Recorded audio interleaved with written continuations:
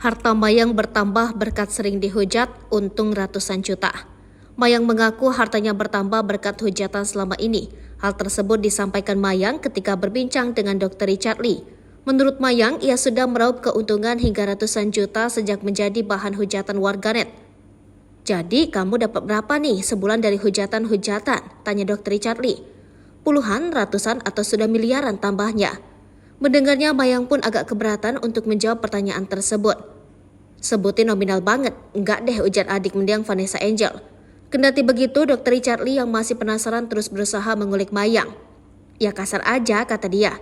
Mayang pun mengungkapkan bahwa ia mendapatkan uang ratusan juta setelah ramai dihujat. Namun ternyata bukan itu saja, karena hujatan netizen tersebut telah membuka peluang untuknya untuk mendapatkan berbagai tawaran endorsement. Dari penghasilan tersebut, anak Dodi Sudrajat ini mengatakan uangnya bisa dibelikan sebuah apartemen mewah di kawasan elit Jakarta.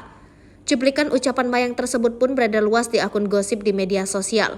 Alih-alih dipuji, adik ipar mendiang Bibi Ardiansyah tersebut justru menuai cibiran publik.